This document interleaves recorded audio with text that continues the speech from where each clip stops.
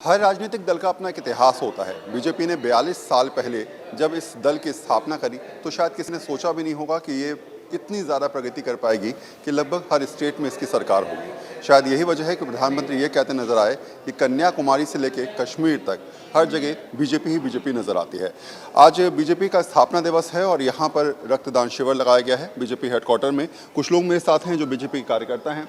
बड़ा गर्व जब महसूस होता होगा जब आप देखते होंगे कि जिस तरीके से पार्टी जब शुरू हुई थी तब से अब तक 42 साल की इस यात्रा में बहुत कुछ आप लोगों ने देखा और अब तो सर कहा जाए तो सबसे ऊपर आप ही नज़र आ रहे हैं। कैसे देखते हैं इस सफ़र को? ये सफ़र जो श्यामा प्रसाद मुखर्जी जी और डॉक्टर दीनदयाल उपाध्याय जी ने पंडित दीनदयाल उपाध्याय जी ने प्रारंभ किया था 21 अक्टूबर 1951 को और 6 अप्रैल 1980 को भारतीय जनता पार्टी का जन्म हुआ। और मेरी आयु 44 साल है और 42 साल मेरी पार्टी की आयु हो चुकी है। और इस यात्रा के अंदर हमने अपने जीवन काल में 2 से लेकर 302 तक की यात्रा देखी है और देश की खुशहाली, सबका साथ, सबका विकास, सबका प्रयास और सबका विश्वास, ये मोदी जी और हमारी सरकार ने कर दिखाया है। यही भारतीय जनता पार्टी की सबसे श्रेष्ठ कार्य पद्धति है जिससे हर व्यक्ति लाभान्वित है। अच्छा, पूरे देश में अलग अलग जगह कार्यक्रम किए जा रहे हैं। हेडक्वार्टर में बैठ के आप लोग रक्तदान शिविर आयोजन आप लोगों ने किया है। क्या इसके पीछे मोटिव है और क्या कितना बड़ा अभी तक रहा है? कितने लोगों ने अभी तक रक्तदान किया? पार्टी जैसे कि अभी भैया ने बताया कि हम सेवा ही संगठन, जब कोरोना काल का वो दौर आया तो हमारे राष्ट्रीय अध्यक्ष जी ने कहा कि सेवा ही संगठन को सेवा में आप समर्पित कर दो। आज पार्टी के फाउंडेशन डे पे हमने रक्तदान शिविर का आयोजन करा है। लगभग 100 के लगभग हमने अभी ब्लड डोनेशन करा है जो ब्लड ज़रूरतमंदों को काम आएगा। अच्छा, आपने कहा कि आपकी उम्र 44 साल है और 42 साल पार्टी को हो चुके हैं। कौन से सन में आप इस पार्टी से जुड़े थे? मैं 89 के अंदर भारतीय जनता पार्टी से जुड़ा था और मैंने एक कार्यकर्ता के रूप में और आज भी कार्यकर्ता हूँ। पार्टी के विभिन्न दायित्वों पर भी काम किया और मैं एक क्षेत्र से नुमाइंदगी भी की है। कमला नगर से निगम पार्षद रहा हूँ, जो उनका चेयरमैन रहा हूँ। और पार्टी के अंदर हमने हमेशा ये सीखा है कि जो पंक्ति का अंतिम व्यक्ति है उस तक हम अपनी सेवा कैसे पहुँचा सकते हैं, चाहे हम सत्ता के अंदर बैठे हैं या संगठन में हैं। तो उस काम को करने का संस्कार हमको शुरू से दिया जाता है और वो ही हमारे पूरे जीवन व्रत के रूप में काम करता है। अच्छा, आपने पार्टी कब ज्वाइन करी? 2002 में मैं दिल्ली प्रदेश का युवा मोर्चा का प्रदेश उपाध्यक्ष था। उसके बाद लगातार 3 टर्म प्रदेश उपाध्यक्ष रहा, राष्ट्रीय कार्यकारिणी सदस्य रहा युवा मोर्चे का, फिर पूर्वांचल मोर्चे का महामंत्री रहा, अध्यक्ष रहा, प्रभारी रहा। वर्तमान में दिल्ली प्रदेश भाजपा का महामंत्री हूँ। तो लंबे समय से 20-25 साल तो हो गया पार्टी को ज्वाइन किए हुए। आपने शुरुआती दौर में पार्टी ज्वाइन की थी, हालांकि उस समय हम कह सकते हैं कि बीजेपी की रूपरेखा दिखने लगी थी कि बीजेपी हो सकता है कि भविष्य में कई सारे स्टेट्स में सरकार बनाए। उस समय तो शायद केंद्र में भी सरकार थी, है ना? तो ऐसी परिस्थिति में आपको लग रहा था कि 20 साल बाद जिस पार्टी की आप लोग आज यहाँ पर बैठे हुए, वो पार्टी देश की सबसे बड़ी पार्टी होगी, राज्यसभा में 100 सांसद होंगे आपके? देखिए, होनहार बीरवान के होते चिकने पात। जब व्यक्ति का लक्ष्य स्पष्ट निर्धारित होता है और विचारधारा बिल्कुल डिफाइन होती है कि हमें इसी मोटिव पर, इसी विचार पर काम करना है, तो आत्मविश्वास से लबरेज होकर के कार्यकर्ता काम करता है। तो हम 20 साल पहले भी अनुमान लगाते थे और जानते थे कि इस देश को भारतीय जनता पार्टी छोड़ करके दूसरा कोई चला नहीं सकता है, क्योंकि हमारी आइडियोलॉजिकल पार्टी है, एक विचारधारा से संबंधित पार्टी है और हम लोग विचारधारा से जुड़ करके काम करते हैं। आपकी एज क्या है सर? मेरी एज इस वक्त है कोई 52 साल। अभी के डॉक्टर हूँ और मैं दिल्ली प्रदेश Bharatiya Janata party doctor cell का अध्यक्ष हूँ।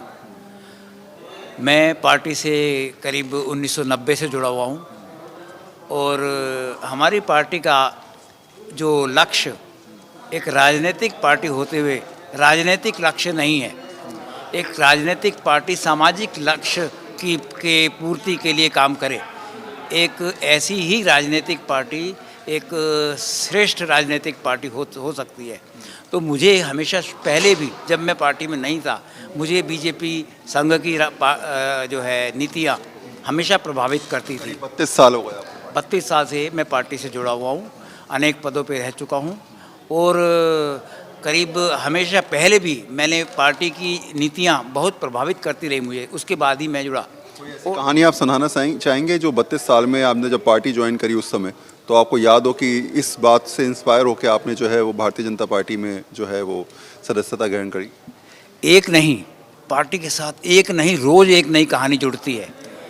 अब किसी भी हम अपने नेता का उदाहरण दे दें, कोई भी हमारे नेता हमारे शीर्षस्थ नेता प्रधानमंत्री मोदी जी, वो भी इस पूरे जीवन में उन्होंने कभी राजनीति नहीं की।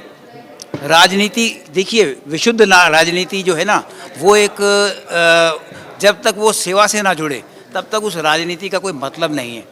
राजनीति पूरी तरह से सेवा निहित हो, वही राजनीति समाज के लिए, राष्ट्र के लिए, सभी के लिए यूज़फुल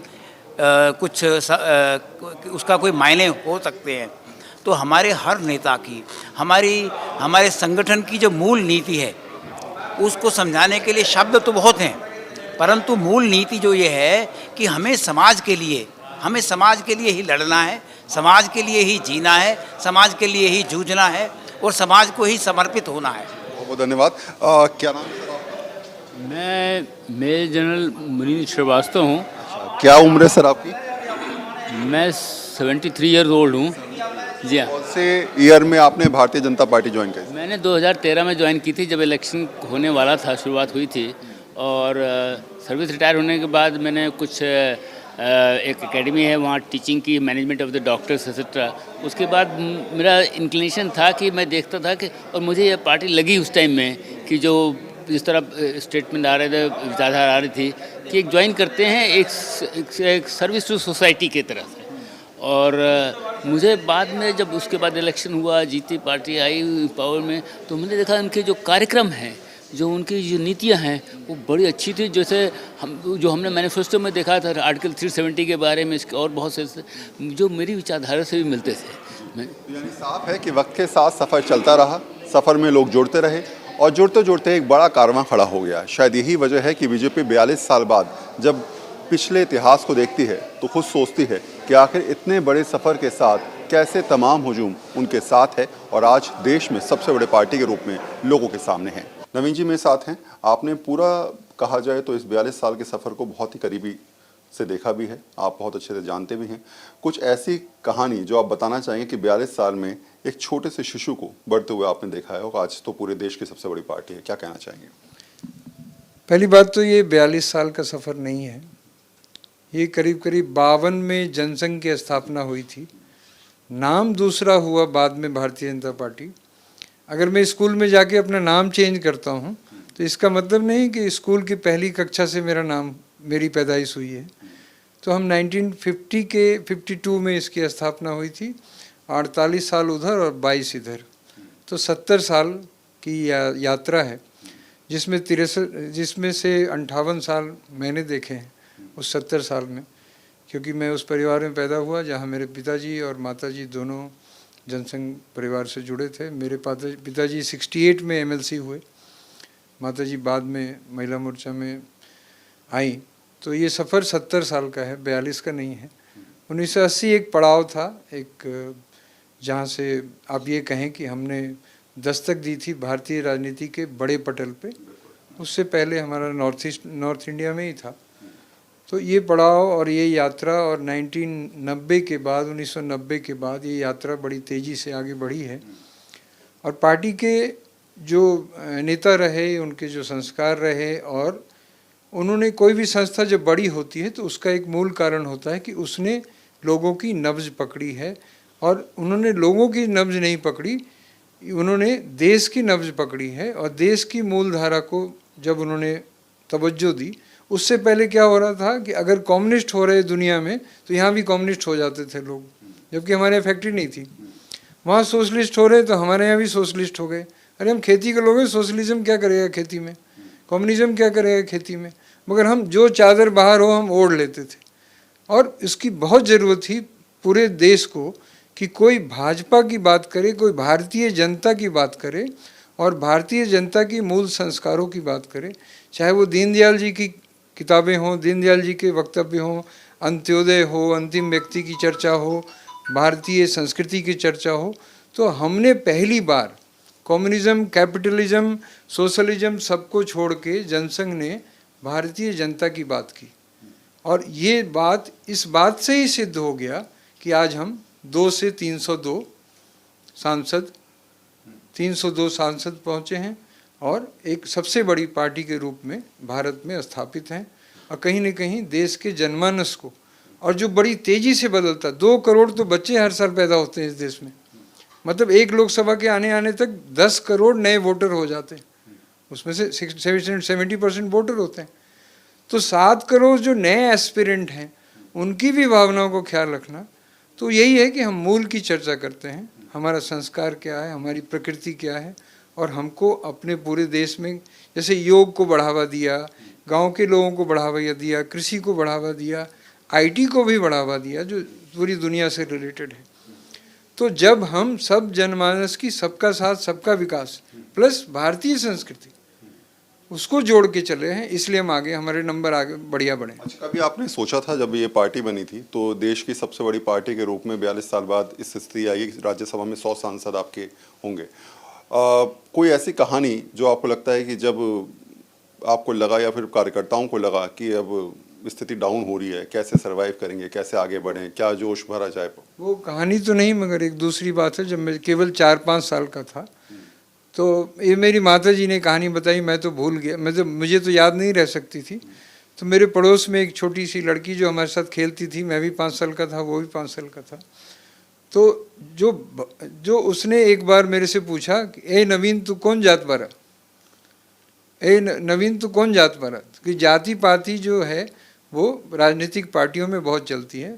तो मैं छोटा था, शिशु था, तो बहुत देर तक सोचा, मुझे कोई जवाब समझ में नहीं आया। तो घर में उस जाति से जुड़ा हुआ जो एक वर्ड था जो घर में सुना होगा कभी, तो मैंने कहा, वो एयर ड्रॉप सा होता है बच्चे के माइंड में, तो मैंने कहा नहीं, हम तो जनसंघी बने, तो मैं जनसंघी हूँ। उसने जाति पूछी थी तो मैंने अपनी जाति जनसंघ बताई थी। तो बचपना था, उसमें कोई सोच के नहीं बताई थी मैंने, मगर यही संस्कार सारे भारतीय जनता पार्टी के कार्यकर्ताओं में रहे।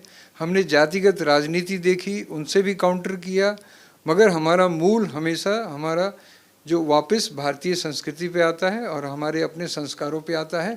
विश्व में कोई भी हवा चल रही हो, उससे हम उसके प्रभावित जरूर होते हैं, उसकी चर्चा करते हैं, मगर अपने रूप में स्थित रहते हैं। आपने अटल जी और अडवाणी जी वाला दौर भी देखा, उस दौर में भी आप लगातार सक्रिय थे। मेरा फर्स्ट ईयर था कॉलेज में 1980, फर्स्ट ईयर था मेरा कॉलेज का दिल्ली यूनिवर्सिटी में। और बाई चांस दिसंबर में जब अधिवेशन हुआ मुंबई में, तो हम कॉलेज की तरफ से गोवा जा रहे थे एबीवीपी की हमारी ट्रिप में। तो एक दिन उस सौभाग्य भी हुआ था कि मेरे माता पिता जी उसके मेंबर थे, तो हम पूरी टीम वहाँ उसमें होके आए थे, सभा स्थल देख के आए थे। हम तो छोटे थे, हम जा नहीं सकते थे, तो हम एक दिन के लिए वो भी सभा 67 और 69 और 71 में जो पटना में अधिवेशन हुए थे जनसंघ में, उसमें 5-6 साल का होने के नाते मैं गया था और हर टेंट वेंट में घूम के बड़े बड़े नेताओं को देखता था, क्या था। तो ये परिवार में ही गुजरा है समय। तो कभी भी चैलेंज जैसा जो था वो कभी महसूस इतना नहीं हुआ, क्योंकि ये संघर्ष नहीं था। जब आप अपने विचारों, भारतीय मूल विचारों के साथ टिके रहना है आपको और उसका प्रचार करना है, तो वो कम्युनिस्टों जैसा संघर्ष नहीं होता। संघर्ष तो ये भी विदेशी शब्द है। मैं अपने ही गांव में, अपने ही देश में हूँ, मैं अपने रूप में स्थित हूँ, अपने संस्कारों में स्थित हूँ, तो संघर्ष ये सब तो शब्द ही कम्युनिस्ट है। तो इसी सफर के साथ लगातार कारवां चल रहा है, और कहते भी हैं कि जब पार्टी को आप अपने से जोड़ लें या फिर पार्टी कार्यकर्ता के तौर पे आप ये समझें कि ये पार्टी कुछ और नहीं बल्कि आपकी ज़िंदगी है, शायद तभी कार्यकर्ताओं में वो जोश रहता है और उसी उत्साह के साथ वो लगातार पार्टी को आगे बढ़ाने की कवायद में जुटे रहते हैं। कैमरा पर्सन जिया के साथ वरुण सिन्हा, दिल्ली।